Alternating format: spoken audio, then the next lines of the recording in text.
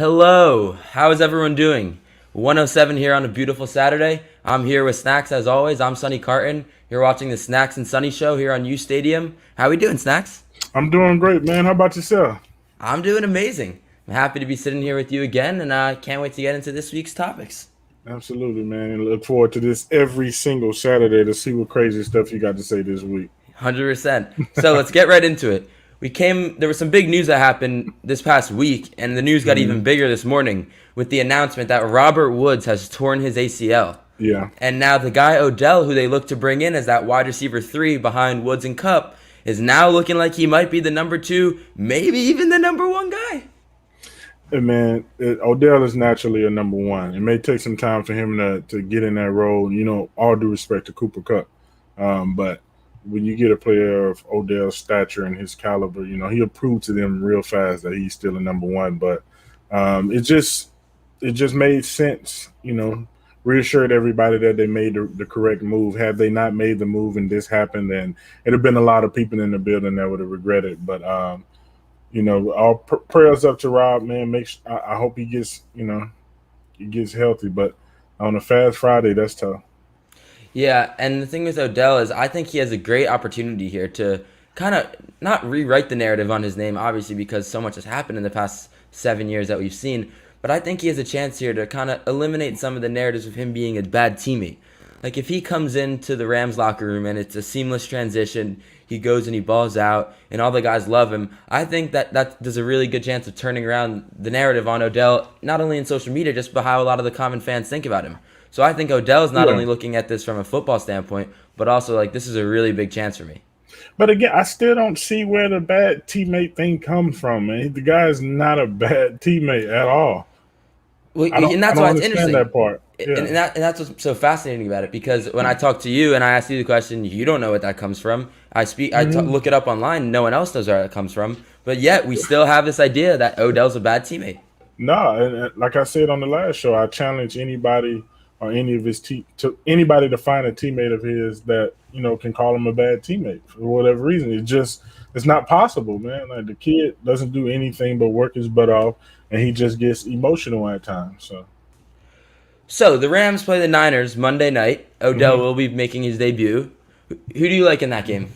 So for sure he's making a debut because I read something that McVay was saying that it's a possibility depending on I how he picks up the playbook. I believe this morning they confirmed that he will be playing. Oh, okay. I think he has opportunity to do something good against that.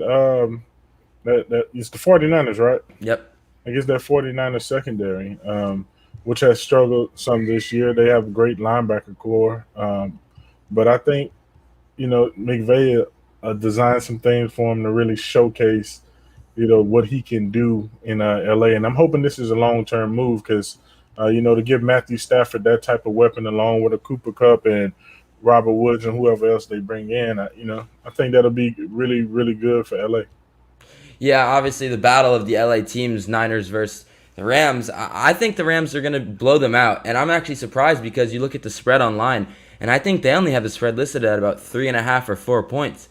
So it kind of seems like Vegas is with you in the idea that they might see this as a trap game or an upset game, Yeah. but I see it as the exact opposite. I see it as a statement game by the Rams to show that they're really ahead of the pack. Hey, so help me out here, bro. I don't understand the spread. I don't know how any of that stuff works.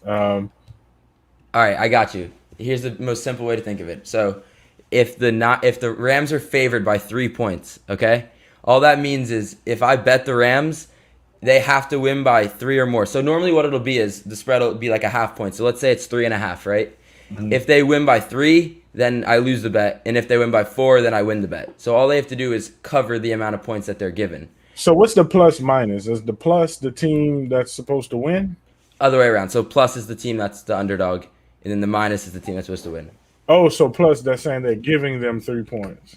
Exactly. Oh, So okay. yep. So it could go both ways. Like you could either say that like the Niners are getting 3.5 points, or the Rams are giving 3.5 points. Whatever way you want to look at it. So I yeah, know, Ryan. I kind of see it. We don't use it as bulletin board material, but I've heard it mentioned in the locker room a few times. Those Vegas numbers. And what's funny even about that, what's used more so in the locker room than anything else is as a joke, obviously, but Madden. Whenever Madden comes out with their weekly game simulations, like that's used more in the locker room than what Vegas is, which is funny. Do they have Xboxes set up in the locker rooms? Some teams do. Some teams don't like players to enjoy themselves. Other teams want you to be relaxed. So some do. Some, a lot don't, though. That's awesome. I would Yeah. love to be on a team that has the Hey, Xboxes. listen, I played against JPP one time, man, and we all know what happened with JPP and his incident. I was beating him, but the fact that he scored a touchdown, everybody in the locker room went crazy because the man with essentially one hand scored a touchdown on me, and now he's running around still to this day, feeling like he won that game, but he didn't. All right. He's crazy though. I give him credit. Not a lot of guys have come back from injuries like that and stayed in the league. Yeah, He's he's been putting different, in man. work. He's He's putting in different. work. He's He's different. He's another guy that's kind of misunderstood. He's a great football player, but even a better man. Like JPP is an awesome dude. Yeah, speaking of awesome dudes, the Panthers have just picked someone up who was a fan favorite Big in Carolina for a long time, and we spoke about him. Big So, Cam Newton. I don't even want to ask you, is he better than what they had before? Because what they had before was not that great. But instead, I'll say, how do you think that a move like that affects the outlook of their team when they trade multiple first-round picks second-round picks to get a guy like Sam Darnold? They have PJ Walker, the backup. How does bringing in an experienced vet like Cam Newton change the future of the quarterback position at that franchise? Hey, that was one of the first graphics I seen too when the news broke, which was hilarious. I think it'll bring a boost into the locker room. The guys are just looking for anything to hold on to. It's a face that everybody is familiar with, and I think people will be a little more patient with Cam as opposed to Sam. You know, you kind of saw the frustration on a lot of the receivers' faces last week, in particular Robbie. Um, so I think Cam, bring a jolt of energy into that locker room and the organization as a whole. Yeah, unfortunately, they have to start off with the Cardinals tomorrow. So that's not the That's a great sign very for them. winnable game. That's a very winnable game. The Cardinals? Yes. For who's starting at quarterback? For Carolina, Yeah, give me one reason why you think that game's winnable. one with the last couple weeks the Cardinals haven't looked that great, right?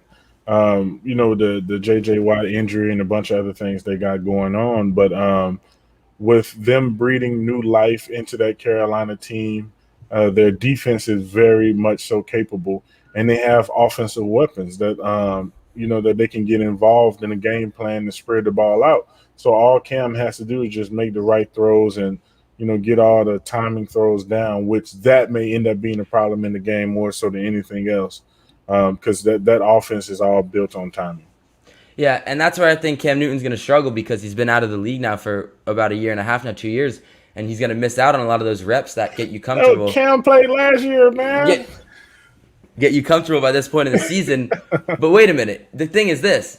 If he can't be successful in the Panthers offense, dumping it off to McCaffrey every single time, then he's out of the league. Do you agree with me on that? I mean, if Sam wasn't successful doing it, and Teddy, I don't think Teddy was per se. I don't think that's the end all be all. This may be one of his last chances to prove that he can play at a high level, but as in terms of being out of the league, no. No, anytime you're a first round pick or even a number one overall pick, or just first round in general, you get chance after chance in the NFL, no matter how bad you are.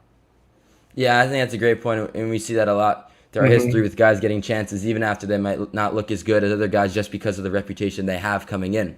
And I Yeah. think that'll be the same with Cam. I'm very happy for him, as Shed Sports says. And I just think, look, the Panthers were in a situation similar to a lot of teams where we see they're in this spot where they're 4-5, so they're not technically out of playoff contention, but it's not looking too good, and nothing's really going well for them. It's 29th in passing grade. And pretty much what this move does is it's going to re-excite them. It's going to re-jolt the locker room, add in someone else who they're familiar with. And listen, when you think of Cam Newton, you think of the Panthers. So seeing him in that blue jersey, whichever ones they're rocking with, the blue or the white, if he scores a touchdown and hits him with the Superman, I mean, that's gonna be special for sure. So the Panthers are paying Cam's replacement Teddy, Cam's replacement Donald, and Cam's replacement. Yeah, that's hilarious too. But I give them credit for not being scared to do that. Like, I would much rather them go Wow. out and get the guy that they think is better rather than being scared to pay three Hmm. quarterbacks at the same time. So who did they just bring in, man? Didn't they just bring in somebody before Cam? Well, no, so they had PJ Walker, who's a dude What? from the XFL, and he was backing up Yeah. Sam. And Hmm. then they announced him as a starter, and then all of a sudden they got Cam. Yeah, but I think it was somebody they brought in before they brought Cam in, either on a visit or they signed him. I'm not sure. Um, I think it may have been. Was it one of the USC quarterbacks? Um. Oh yeah, Some you know who it was? Was it Matt Barkley? Matt Barkley. That's who it was. Yeah, Matt Barkley. Who did Barkley play for? Was it in USC? college. Yeah, I'm pretty sure that's a USC guy. Yeah, I yeah. I could be. So how I don't understand, which kind of plays into my point to for you to bring Barkley in and then sign a Cam Newton. So those kind of guys in the locker room, or maybe upstairs, that kind of had some push towards making that happen once the media, um, started saying what they said, and they're trying to just get the fans back on their side. You're listening here to Snacks and Sonny on uSTADIUM. Make sure to stick around till the end. We got a big announcement. So, are there any teams that you have right now? I would honestly say pretty similar to the Panthers, though, where they're not in the playoff race, they're looming. But that being said, they haven't given all hope on yet. Yeah, I'm gonna kind of go on the AFC on that one because I think the NFC is just too loaded. Like this is midway, the end of the third quarter of the year. It's the time of the year, especially when you have conferences like that where teams either play themselves completely out, losing games that they shouldn't lose, or win some games that nobody had any idea they would win. So I'm gonna stay in the AFC on that one. So I'm gonna go with the Colts, the Chiefs, and the Browns. I think they have the best chance of having that kind of subpar record right now, and then you know exploding into the playoffs. More so the Colts. I like what the Colts are doing. Yeah, I'll let you say the Colts as your answer because I don't count the Mhm. Chiefs to me because they're so good and most of their issues this season have been their own Yeah, fault. So yeah. to You me, it's can't count like them out. exactly like once they figure it out, they'll be fine. They're still one of the top teams in the league, regardless of the record. To me, Yeah. but I like the Colts. I think that's a good choice. Carson Wentz, obviously down there in Indy, they're starting to put some things together. You got Hmm. Frank Reich heading the team. I really like what the Colts have been doing, and I think if there is one team right now to pick from the AFC, you kind of have to look at the Colts. The Titans, with the injury to Derrick Henry, have just pretty much left the door open for the division, and now it'll be pretty interesting to see what ends up happening. Yeah. I just wish that the Colts would have, made a OBJ type of move, or did something to bring in some more firepower on offense. Because right now they're just kind of strictly relying on the running back, who's a pretty good running back.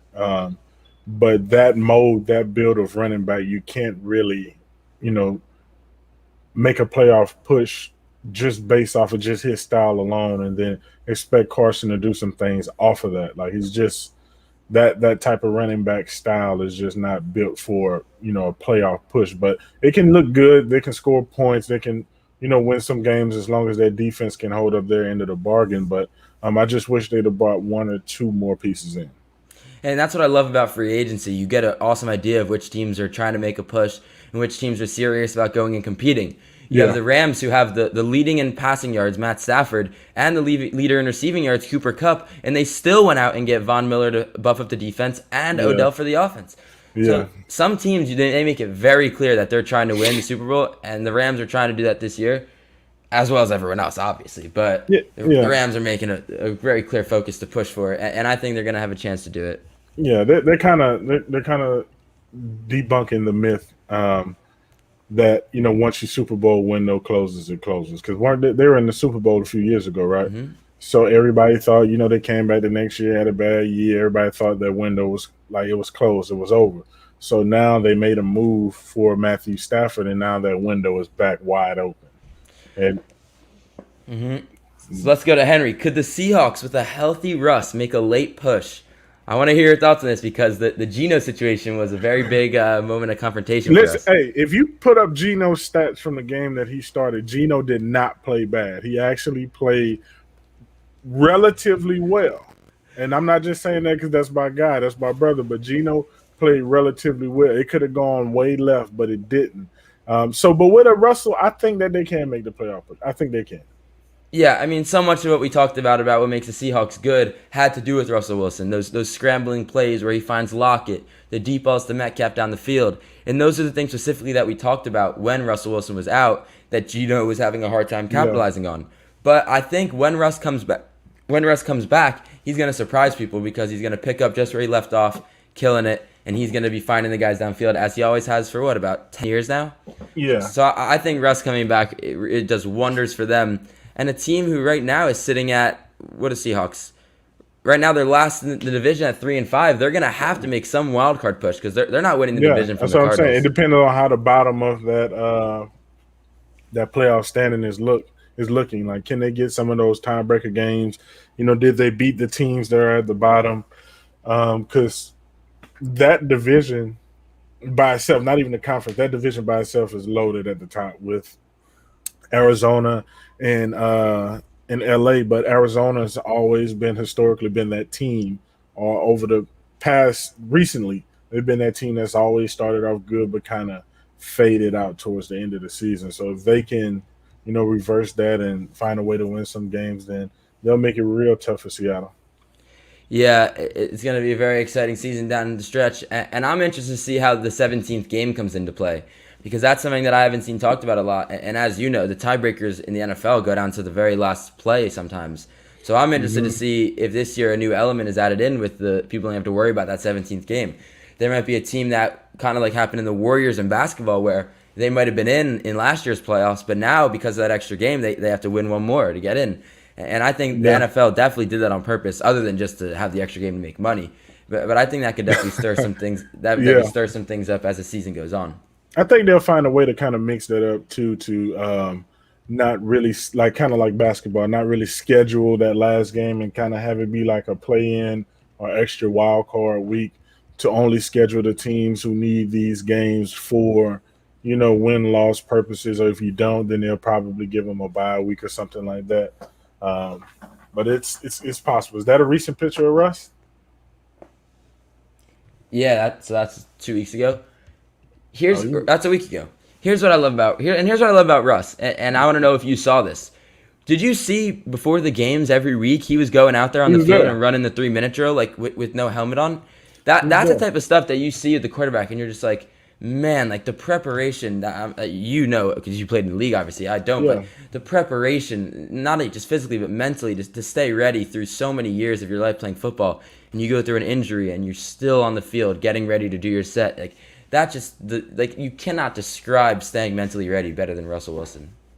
Yeah, for him, it's just quarterbacks in general is routine. Everything has to stay the same. The moment you get out of that routine, you kind of go into a funk. So for him not being able to play or practice, he still went through his same routine. So as you said, that there's a great possibility, a good chance that he can come back in and pick up where he left off at, because he's continually been doing the same thing he was doing as if he was playing. So kudos to Russ for that. I agree, and I just want to make sure I shout out one person here before we continue on. I need to shout out Mike White on the Jets. I don't know how much you've seen the Mike White revolution, Snacks, even though it has been televised. He has more touchdowns than Zach Wilson already with like a million less attempts. It's Mike White time right now in New York. How do you feel about it? I think they opened up more the playbook for him as opposed to the young guy. One thing that I thought was funny when he said he should have been, yeah, that right there, and it kind of confused me because you have one or two good games or whatever it is. Like let's slow down, let's not build your hype train, because in New York they will tear you down. That's not Dallas, Texas. For what you just said, you got to stand on what you just said and own it for the remainder of your time on that team, because that one quote you said is going to always be brought up and it's going to follow you throughout the remainder of his career. I'm all about guys having confidence and believing in yourself. But at the position that you guys are in and where you are in your career, that's something you just shouldn't have said. Yeah, I agree, and I love it because it's just the most Jets situation. Like, Yeah. obviously, Zach goes down at the end of the game 2 weeks ago, and Mike White comes in, only throws like a few passes, I think, and then he obviously starts last week and gets injured. It's just like Jets fans can't have anything. We put all our marbles behind Mike White, and then all of a sudden we're watching Josh Johnson throw 30 passes like in a game. Who Who did looked pretty good? good? Who Who looked did pretty good? good? And Yeah. I credit him. I bet you didn't know this. Who do you think his college coach was? What's his name? It was it Harbaugh? Yeah, at Yeah. San Diego State. That's like before I was born almost. Yeah. Look, man, you was born yesterday, man. Almost. 19 yesterdays ago. Yeah, but Josh has consistently been put in this position for the majority of his career. Either he doesn't open up the season on the roster, or he comes in, try out, and end up starting and playing for the team and being asked to produce. Which is why year after year you see Josh Johnson on the roster, and people wonder why. Like he always goes in and have those type of games, like the Jets fans saw.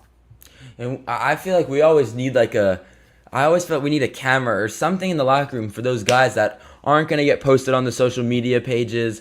They aren't going to be the ones making $3 million a year, even at the minimum. Like, they aren't going to be the guys doing any of the notable things that come along with playing in the NFL, Yeah, except for showing up every single day, busting their ass, and making sure they stay on the roster. I always wish there was something to give those guys more credit just to follow them around, because I do think they deserve another extra credit, putting in the same amount of work as these guys without the same guarantees that the star players are given. I agree with you 100%. And you would definitely know what that is about being undrafted, so I'm sure Yeah, sure you agree for sure. yeah. So I know you said you're not that big of a basketball guy, but have you been following the beginning of the season at all? Anything that stood out to you, and even in a little bit? Yes, here we go again. The Knicks have a little success now. They're the best thing since Wilt Chamberlain Lakers, man. Like let the season progress a little. Let the guys get some games under their belt. Like they're saying that the Knicks are the best team in the NBA and the Lakers are the worst team. Like just give it some time. Let's let them play 20 games at least before crowning people. You're gonna come at my Knicks with the first thing? The first thing about basketball is at my Knicks? Hey man, because you always see it, you always hear it. Here's where I stand on the Knicks. Like, obviously, the past few games have not been as great as we started the season, but we just have to keep playing. Like, I'm so mad at what I saw yesterday at the end of down the stretch of that game. Yeah. So many mistakes by the Hornets that even I don't know if you saw the videos of Michael Jordan. He was like getting pissed off at Kelly Oubre, and we couldn't capitalize on a single one of those mistakes. And that's the thing that pisses me off as the basketball fan is when I'm watching the Knicks and they're doing things that at the high school level would get me pulled out of the game, and they're just standing there on the NBA court. It is actually the most frustrating thing I've ever seen. Yeah. But to get off of the Knicks and to go on something that brings me the utmost of joy, and that is one Steph Curry. This man, I have never seen anyone else do what he does on the basketball court, Snacks. It reminds me of Mahomes on the football field. I can't even describe it. It's weird, especially like when you see him make some of the plays, because you don't even want to watch the basketball go in. Like when he's shooting, you just want to see his reaction. Like, does he know it's going in? Like, because you've seen him in the past, like throw some shots up and turn around and say something like I just know. And me being I can kind of relate to Steph because I was a shooting guard / point guard in high school, and I was a pure shooter. So when you're feeling it, you're feeling it. You don't even have to watch it go in. So he's fun to watch. What was the high school build? Say that again. What was your high school build? 6 feet, 300? No, man, I was 6'3", what, 240, 235, 240. Who else was on the team that you were the point guard? Well, we had other guys that were. I think our center was like 6'7", 6'8". I went between I played point in spurts. I wasn't the starting point guard. I played point guard in spurts, but I was mainly the shooting guard. If you put a smaller guy on me, then I would put him in the post and go to play the forward. But I could do a little bit of everything. I was a pure shooter. I can still shoot the rock now, man. We can pull up footage of that. It's footage. I'm gonna need that to happen. I'm gonna need to see it in real life. We'll have to get a game. We'll have to get a game of horsing. We can play 1-on-1. Let's not play horse because you don't have a chance. If you let me sit there comfortable and shoot, like you don't have a chance. So you need to make me move. I think you have less of a chance in 1-on-1. Oh wow, okay, that's what they all say. I know. Hey, I'm a big guy until you see it live in person. When you see that first step, my first step is quick as hell, man. It surprises a lot of people. You'll be surprised when I jump up and grab onto the rim, I bet. Okay, nah, man, you're supposed to. You're supposed to. No, I got the youth legs in me. I have to be able to. So I have a question for you, and something happened with Steph last night that made me think of it. But So, do you know the JJ Redick podcast that he has? Are you familiar Yeah. with that? So he Hmm. obviously has a lot of connections. He gets all the NBA players on. So he had Alex Caruso on the podcast. I guess it was the day before. Well, it aired the day before the Warriors Bulls game last night. And in that video, JJ Redick asks Caruso about a certain Steph move where he like was shimmying and then just took a step to the right and then hit a three. And then last night in the Warriors game, Caruso was iced out on Steph. And all I could think of in my head is he about to do the move that Caruso was talking about? And he looks at him and he goes, he shimmies and he steps back and it just drains it. And I'm asking you, was there ever anything that you told to a teammate like, yo, I'm going to do this before the game? Or someone doubted you and you were like, oh, really? Like, watch this? Like, is there anything you did that in a game? Yeah, like we do that during the play, or we do it. I mean, during the game, I will do it during the week. I'll tell you, I'm gonna get a sack, or I'm gonna get 3 TFLs, or I'm gonna beat them this kind of way, or I'm gonna do this. Or you tell the referee like, "Yo, watch this, I'm about to do this," and when you do it, it's just, it's so. Look at the young snacks on the screen too, man. Look at young snacks, man. Got the acne and everything going, or whatever you want to call it. You see the state I didn't championships up in the even back too. I didn't even recognize you. Yeah, man, that's Slim Snacks right there. Slim Snacks. That's the best one. Whenever we put out our brand, we're gonna have Snacks and Slim Snacks. Yeah. It's like two different people. Oh my Damn, man, god, I miss those days. that's crazy. So, you ready for the big announcement? Yeah, The man. stage is yours, my friend. Yeah, so it's just it's been a it's been a long time coming. Um, I've had conversations with my family. We talked about it. I've had opportunities to play this year, the beginning of the year, and even throughout the season up until now. Um, and I always knew it would be the case, but today I will officially be retiring from the NFL. I waited this long just to see if that desire and that want to would still be there, um, and it hasn't been. Um, I don't. I love the game of football, but I don't miss it. And if I can't go out there and play with that aggression and passion, that's made me the player that I am today. I just can't do it. So again, I've known since the off season that this was going to be the case, but I wanted to see if it would have been a little like last year, like midway through the season last year. Um, I felt like I wanted to play, so I went out and played. But I'm just not getting that feeling this year.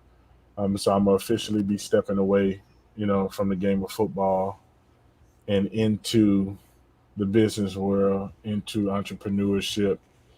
Um, my wife and I, we in the real estate. We got a few homes in Louisiana.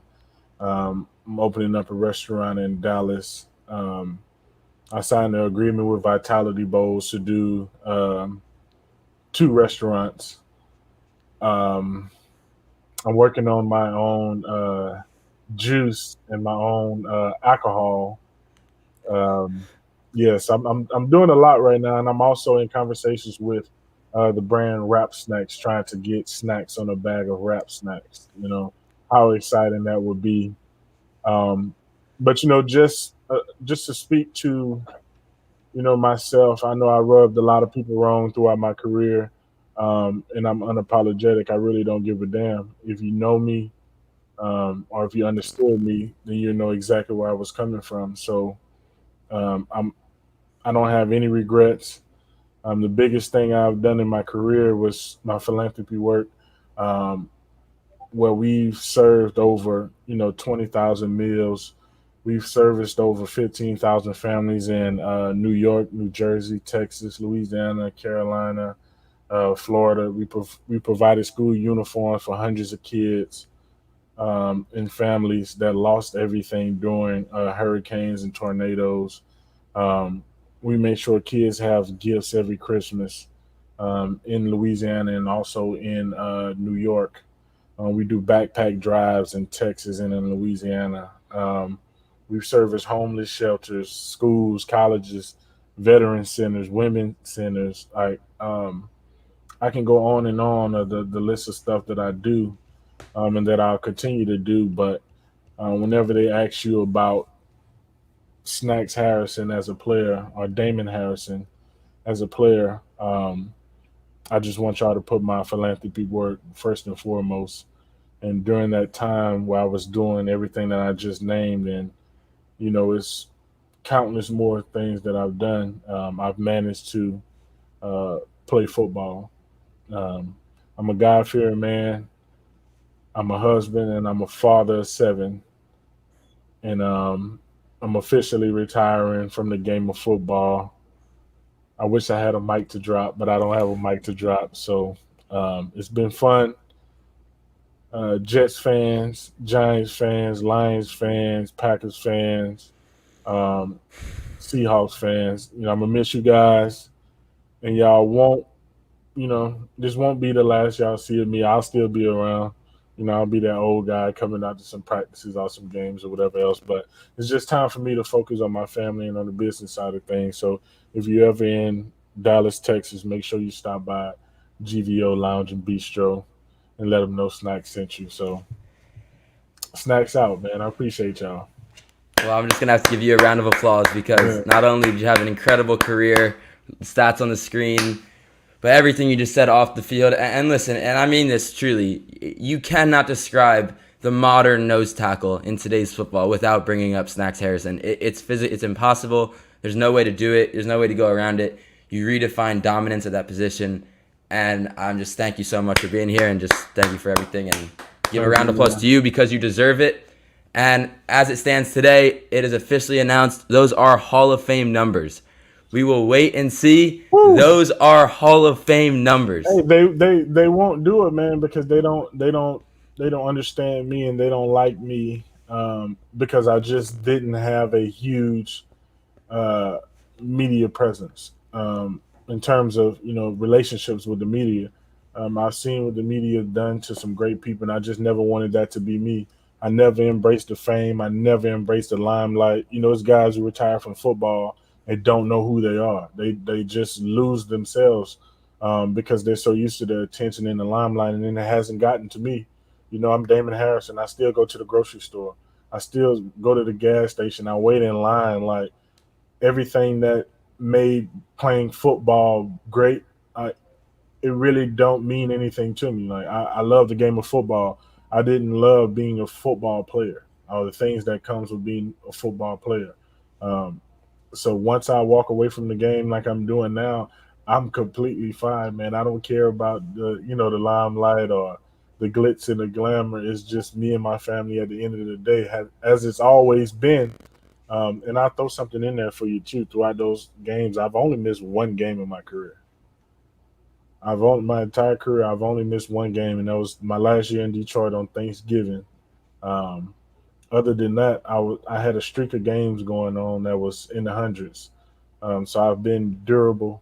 I had the ability and availability, and you know, when you define what a nose tackle is and what I've been asked to do throughout my career, I just don't think that nobody has done it better than me. I haven't been blessed to play with these Hall of Fame quarterbacks and win Super Bowls or, whatever else. I've been in the situations I've been in and I made the most out of them. And I'm very appreciative of them. So, you know, I'll be in the Hall of Fame in some other ways, man. But, I want to go into the Philanthropy Hall of Fame more so than anything. Yeah, and not only that, but I mean this when I say it, but if there's a fan Hall of Fame, I mean, you're in it. And I think you know that just because of the Yeah. love around snacks and everything. Yeah. But like that's really all that matters at the end of the day, who you touch. It doesn't matter what the media voters give 5 years from now. But 100%, I mean, I think it takes a lot to kind of, I call it the D Wade route. There have been plenty of guys that did it before him, but you kind of get to a point where you're like, listen, I was one of the best players ever, and I'd rather go out now on my own terms when I know I can still do it, rather than wait in 5 years to maybe you're not as good, or like you said, you lost the passion, whatever it may be. So a lot of respect to you for calling it, and I mean, just been awesome to watch, and I can't wait to see your other business endeavors be more successful than your playing career was. Yeah, man. Like I said, I got a lot of things going on, man. Make sure if you ever in the Dallas area, look me up. Come check us out. I'm gonna take care of you. So, as we wrap it up here, I have just a few questions. I want to go into a few different things I had written down coming into the show. Uh-huh. What are your thoughts on UFC? You a big MMA guy? You watch it at all? I used to, man, but it kind of lost me after they came out with the video game. Um, the video game was extremely hard to play, so I kind of stepped away and watched Bones Jones occasionally because I've trained down in Florida in the same facility he has, and a couple other MMA guys down in the Dallas area. But no, man, I just watch for specific guys. I haven't really gotten into it. It's something that I want to, but I just hadn't had the time in the past. I feel you, and that's fine. I mean, I love the UFC game, and I'm happy you bring it up because the reason why it's such a good game for us, especially like here in a college environment, is because if you want to play Madden, right, or 2K, like we'll get some great games in, don't get me wrong, but you know how it is. That's like a 20, 30-minute thing, like everyone's Yeah, sitting around. With UFC, you step up with John Jones, you don't block the right punch, and you're getting dropped in the it's first round onto the next person, hand the controller. So yeah. UFC is like the perfect game for a lot of people gathered around. Which was kind of like fight night for me when I was in college. Like fight night was it. Like we can play Madden, we can play NCAA, we can do all of this. Like no, let's pop into fight night on the Xbox 360 and let's get it going. Let's get it going. Let's do it. Yeah, 100%. No, it's amazing. And you think of like, it's so crazy how nowadays like video games are such as big of a, almost as big of a part as like the game itself, because so many people are unable to play football at the highest level, but they can play yeah, Madden at the highest level. To yeah, them, they're sitting on the Xbox all day trying to mimic what they see on screen. But to me, I always wondered, like, is the best video game the one that is the closest to the real life sport, or is it the most fun to play? I mean, there's so many different routes you go when you try to mimic a video game into, or a real sport into a video game. yeah. I think it has to be as close as possible to the actual thing, which is why I never got into the soccer games because I don't understand soccer for the life of me. But a lot of my good friends, they play it all day, every day. Like every time you see them online, they're doing it. So um, I think that's because it's more, more realistic, and Madden is starting to get there as well. For sure. And I think Madden, like, just as time goes on and technology gets better, they start adding more and more things. I just like to see them change it up. I mean, I have so many complaints on the video game, but it's more just because it's been the same thing every single year. Yeah, And we want something new. We got to spice it up. yeah. That Hey, being, shout out my people at Madden too, man. shout out to people at Madden. I will say, though, I give them credit for, I don't know how officially in the works it is, but they've restarted the production on the NCAA football game finally. So we might finally get to see some dudes in the college jerseys, some old time teams maybe, whatever that may be, and And that could be pretty cool. I think 2K is taking over Madden again as well. Say it again. I think 2K is taking over Madden again. They're taking over EA. Oh, you're saying just as the game? I got you. I That's got how the you. game. I think 2K is going to be producing. I don't know if it's still going to be called Madden, but I think they're doing that here soon, sometime in the near future. It's a good question from Ryan there. So, are you familiar with what Pro Football Focus is? Yeah. You see the question. What are your thoughts on it? Some people like it. The majority don't because it shows a lot of people in a negative light, especially some guys where they don't exactly understand what they're being asked to do. We'll go back and a guy had a great game, and PFF will give them like a 50 or a 55 or a 60. And it'll be a guy who did something real simple and that'll get an 80. PFF has been wonderful to me and great to me throughout my career. They've actually been one of the few people or entities that's acknowledged, my dominance and what it is I've done in the game of football for so long. But a lot of NFL players don't like PFF just simply because in their eyes, they get the grades wrong a lot. And I think a lot of the hate for Pro Football Focus, I wouldn't say it's unjustified, but I would just say there's no way around it. I mean, the Yeah. whole idea of what Pro Football Focus is doing is trying to assign a number to 60 minutes of football play, and that's impossible to To do. calls they don't even It's know. impossible to do with a number. Yeah, exactly. For plays they don't even know, for spots they don't even know a guy was in. But like a good example of that is They like get it. They get close though. I tell you what, they get extremely close. they do their best for sure. But a good Yeah. example of that would be like I saw last week they had Trevon Diggs ranked as the 106th best cornerback. Now I don't know what he obviously struggles in coverage. He had a crazy amount of picks to start the season, but there's no way you're telling me he's the 106th best cornerback in the league. Like the little Well, things like that. I feel like just you can't describe things by a number. because the only time we really see or really pay attention to that position is either when they're getting scored on or they get interceptions. Like PFF is grading them on every single play. Like, how did he go at this route on this play that had nothing to do with his man? Like, is his man, is he constantly like having lapses in coverage? You know, how is he in coverage? So I think they're grading him more so. We see the splash plays, we see the interceptions, right? But they're just looking at every single play, and I guess he must be struggling during major parts of the game. I got you. I think that could be. I mean, I guess when you look at, there has to be some reason behind it. They're not just making up the numbers. Like, so they must, like you said, they must have some reason behind calculating Yeah. it. But now I have another question I'm going to ask you to kind of Uh-huh. wrap it up here. Now, this is something that I have been meaning to ask you since the first episode, and I don't know how I've let it slip my mind every time. Uh-huh. Did you see what was just announced on the Jake Paul Tommy Fury undercard? Was that the NFL players? So Darren Williams versus Frank Gore. The question is, will Snacks ever be stepping into the ring?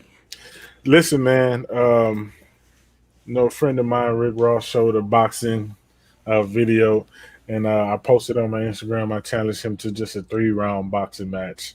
Um, I don't think I will, man, because these knees, man. My mind is telling me go in there, and I feel like I can kick somebody's ass, but my body is telling me no. I've had 2 surgeries this offseason, which is another thing that led to the retirement decision. Um, but my body, I don't think my knees would let me. But give me a year, let me get down from this 350-pound nose tackle. Let me get down to that 250, 240, that frame that you saw in that basketball video, and I may call a couple people out. Well, I'll tell you right now Hey, that Frank Gore is kicking ass too, by the way. Frank Gore is just a badass in every sense of the word. Like, I believe he's going to do great. I got my money on Frank Gore too. The running Yeah. back, you got to go. He's going to Yeah. bust through him. He's an OG. But I'm telling you now, if you ever, I'm telling you for a fact that Snacks Harrison gets a fight if he asks for a fight.